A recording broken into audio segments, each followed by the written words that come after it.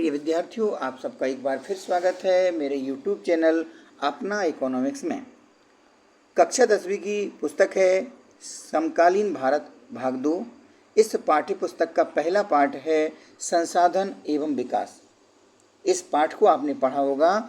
इस पाठ के बारे में मैं आपको सारांश यहाँ इस वीडियो के माध्यम से बताऊंगा कि इसमें किन किन बातों का उल्लेख किया गया है, और इसके बाद में हम जानेंगे इसके कुछ महत्वपूर्ण प्रश्न हैं उनके बारे में। तो सबसे पहले हम महत्वपूर्ण तथ्य की चर्चा करते हैं, जिससे आपका पाठ का सारांश निकल के आ जाएगा।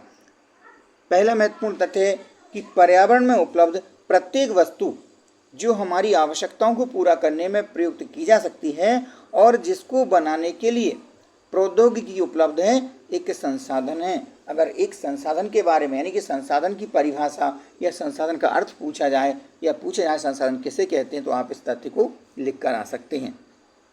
अगला है कि जून 1992 में 100 से भी अधिक राष्ट्राध्यक्ष ब्राजील के शहर रियो डी जेनेरो में प्रथम अंतर्राष्ट्रीय सम्मेलन में एकत्रित हुए। तो यहाँ पे आपको ब्राजील का जो शहर है रियो डी जेनेरो, उसको याद रखना है। और यहाँ पर जो सम्मेलन हुआ था, कब हुआ था? सन 1992 में।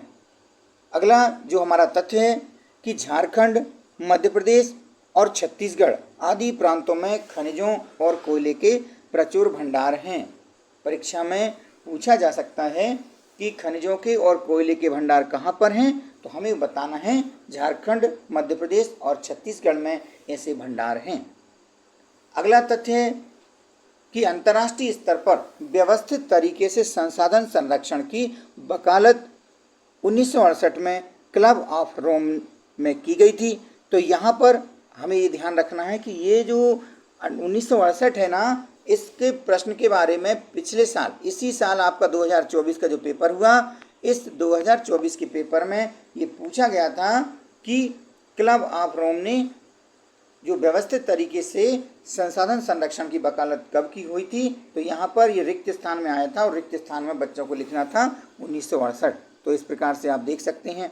अगले तथ्य पर चर्चा करते हैं। भूमि एक बहुत महत्वपूर्ण प्राकृतिक संसाधन है। भूमि कैसा है? संसाधन है, प्राकृतिक संसाधन है और एक बहुत महत्वपूर्ण प्राकृतिक संसाधन है। प्राकृतिक वनस्पति, वन्य जीवन, मानव जीवन, आर्थिक क्रियाएं, परिवहन और संचार व्यवस्थाएं भूमि पर ही आधारित हैं। अगला तथ्य है कि भारत में भूमि पर विभिन्न प्रकार की भू आकृतियां हैं, जैसे पर्वत हैं, पठार हैं, मैदान हैं और द्वीप हैं। तो इसमें से अगर हम प्रतिशत में बात करें तो यहाँ पर 30% भूभाग पर क्या है? पर्वत हैं, 27% भूभाग पर पठार हैं और 43% भू क्षेत्र कैसे हैं? मैदानी हैं। तो आपको ये तीनों का प्रतिशत याद रख लेना है, परीक्षा में पूछा जा सकेगा। आगे भारत का कुल भौगोलिक क्षेत्रफल कितना है यह बताया है। तो भारत का कुल भौगोलिक क्षेत्रफल 32.8 लाख वर्ग किलोमीटर है। अगला जो तथ्य दिया है, हमारे देश में राष्ट्रीय वन नीति 1952 द्वारा निर्धारित वनों के अंतर्गत 33% भौगोलिक क्षेत्र वांछित है। कितना भौगोलिक क्षेत्र वांछित है, कितना जरूरी है? 33%।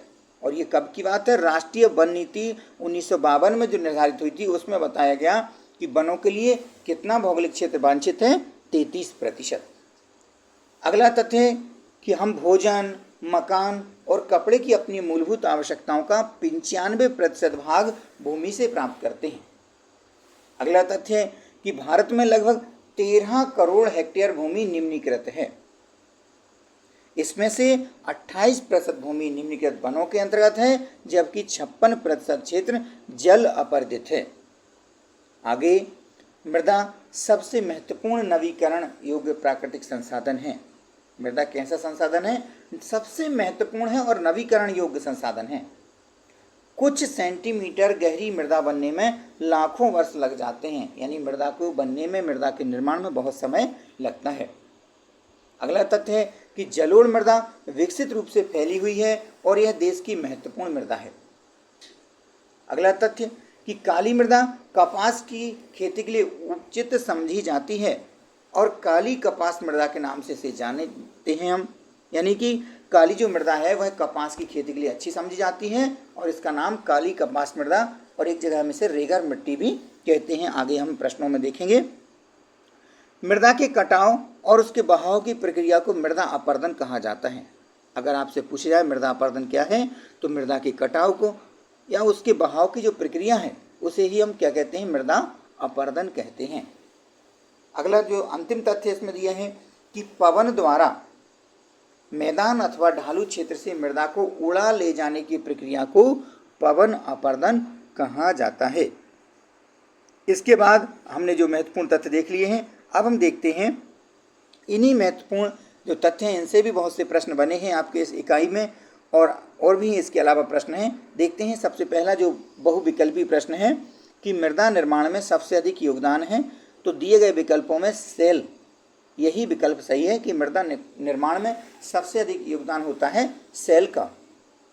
अगला जो प्रश्न है, निम्न में से कौन सा मानवकृत संसाधन नहीं है, तो हमें यहाँ देखना है जैसे मशीन है, भवन है, तकनीक, यह तो मानवकृत संसाधन है, जबकि वन एक ऐसा संसाधन है जो मानवकृत संसाधन नहीं है।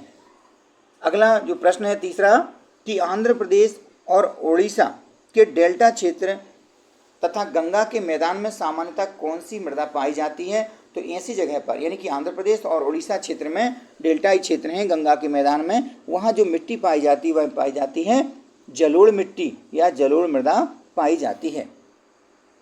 चौथा प्रश्न है कि कौन सा कारक मृदा के निर्माण में सहयोगी नहीं है। यहाँ भी हमें ध्यान रखना है, नहीं शब्द लिखा हुआ है, यानी ऐसा कारक जो मृदा के निर्माण में सहयोगी नहीं है, तो वह दिए गए विकल्प में है चौथा विकल्प, यानी पानी का एकत्रित होना, इकट्ठा होना।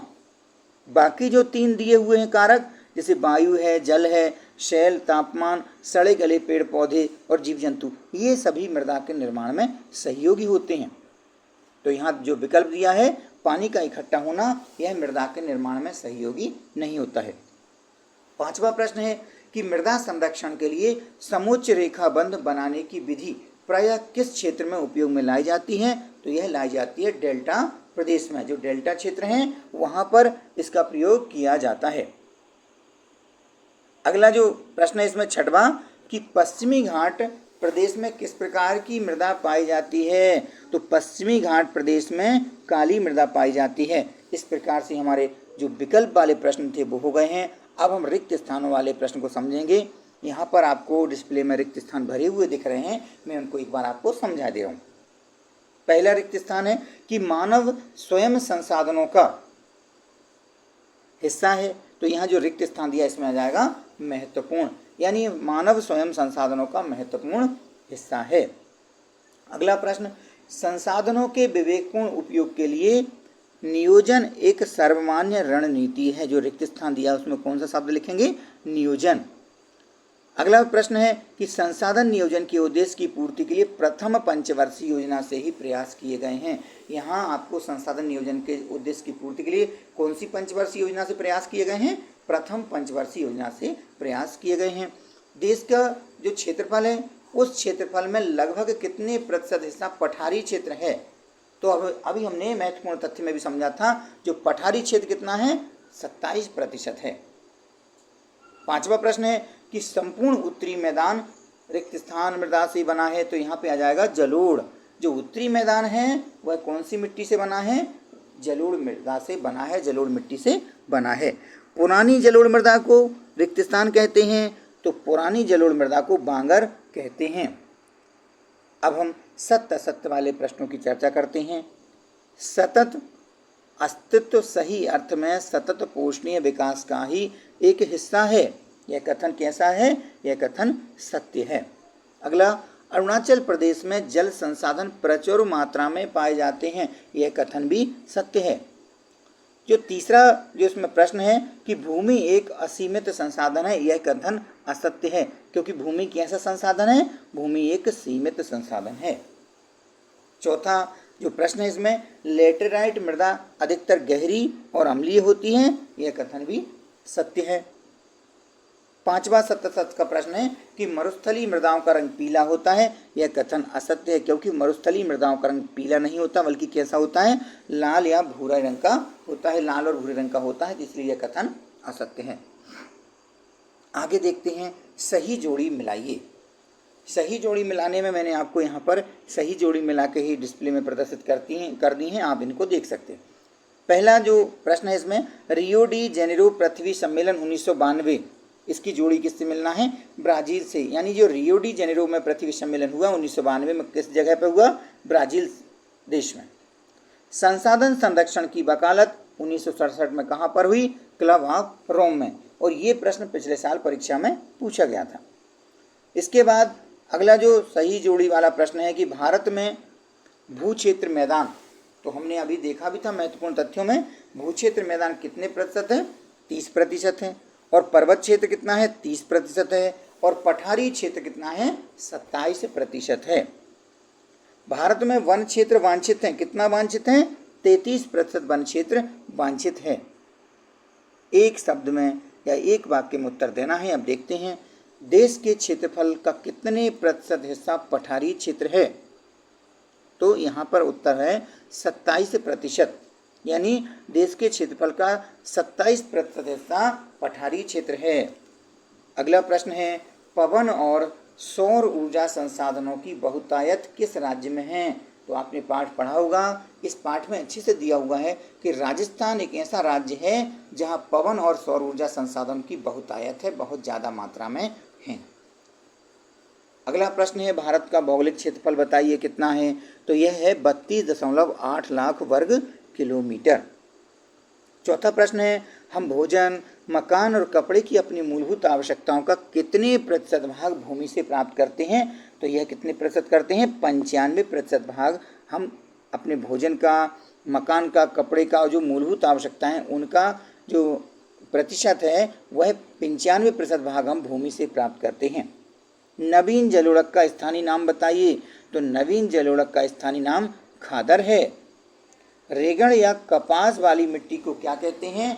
तो रेगड़ या कपास वाली मिट्टी को काली मिट्टी कहा जाता है। अगला प्रश्न 7वां है कि डेल्टाई भागों में सामान्यतः कौन सी मृदा पाई जाती है? तो डेल्टाई भागों में सामान्यतः जलोढ़ मृदा पाई जाती है। 8वां प्रश्न, तमिलनाडु, आंध्र प्रदेश और केरल की लैटेराइट मृदाएं किसकी फसल के लिए अधिक उपयुक्त हैं? तो तमिलनाडु, आंध्र प्रदेश और केरल की जो लाल लैटेराइट मृदा है वहाँ पर काजू की फसल अच्छी होती है। तो यह किसकी फसल के लिए उपयुक्त हैं? काजू की फसल के लिए। अब हम आगे बात करते हैं, कुछ आपके जो पुस्तक में प्रश्न दिए थे उन प्रश्नों को हम यहाँ पर समझते हैं। 3 राज्यों के नाम बताएं जहाँ काली मृदा पाई जाती है। इस पर मुख्य रूप से कौन सी फसल उगाई जाती है? तो बच्चों आपने पढ़ा होगा, काली मृदा महाराष्ट्र, मध्य प्रदेश और छत्तीसगढ़ के पठार में पाई जाती है। और काली मृदा कपास की खेती के लिए उचित समझी जाती है और काली कपासी मृदा के नाम से इसे जाना भी जाता है। अगला प्रश्न इसमें है कि पूर्वी तट के नदी डेल्टाओं का पर किस प्रकार की मिट्टी पाई जाती है? इस प्रकार की मृदा की 3 विशेषताएं बताना है। तो पूर्वी तट में जो नदी के डेल्टाई भाग हैं वहाँ पर जो मिट्टी पाई जाती है वो जलोढ़ मृदा पाई जाती है, जलोढ़ मिट्टी। तो हमें लिखना है कि पूर्वी तट के नदी डेल्टाओं पर जलोढ़ मृदा पाई जाती है। इसकी कुछ विशेषताएं देखते हैं। इस मिट्टी में विभिन्न मात्रा में रेत, गाद और मृत्तिका जो चौक मिट्टी है वो मिली होती है। यह मृदा सबसे अधिक उपजाऊ होती है। इस मृदा में साधारणतः पोटास, फास्फोरिक अम्ल और चूना पर्याप्त मात्रा में पाया जाता है। अगला प्रश्न इसमें है कि पहाड़ी क्षेत्रों में मृदा अपरदन की रोकथाम के लिए क्या कदम उठाने चाहिए? तो पहाड़ी क्षेत्रों में जो मृदा का अपरदन है उसे रोकने के लिए हम कदम उठा सकते हैं। कौन कौन से? समूचित जुताई करके, सीढ़ीदार खेती करके और पट्टीदार खेती करके। तो आपको सही उत्तर यहाँ लिख देना है, समूचित जुताई, सीढ़ीदार खेती, पट्टीदार खेती। भारत में पाई जाने वाली मिट्टियों के नाम बताना है यहाँ पर। तो भारत में 6 प्रकार की मिट्टी पाई जाती है मुख्य रूप से। जलोढ़ मिट्टी, काली मिट्टी जिसे हम रेगड़ मिट्टी भी कहते हैं, लाल मिट्टी, लैटेराइट मिट्टी, मरुस्थलीय मिट्टी और पर्वतीय मिट्टी। अगला प्रश्न है, मृदा अपरदन से क्या तात्पर्य है? यह प्रश्न 2022 और 2023 की बोर्ड परीक्षा में पूछा जा चुका है। मृदा अपरदन से क्या तात्पर्य है? तो मृदा के कटाव और उसके बहाव की प्रक्रिया को मृदा अपरदन कहा जाता है। अगला प्रश्न है, पवन अपरदन किसे कहते हैं? पवन यानी हवा। हवा द्वारा या पवन द्वारा मैदान अथवा ढालू क्षेत्र से मृदा को उड़ा ले जाने वाली प्रक्रिया को क्या कहते हैं? पवन अपरदन कहते हैं। अगला प्रश्न है, समोच्च जुताई किसे कहा जाता है? तो ढाल वाली भूमि पर समोच्च रेखाओं के समानांतर हल चलाने से ढाल के साथ जल बहाव की गति घट जाती है, इसे ही समोच्च जुताई कहा जाता है।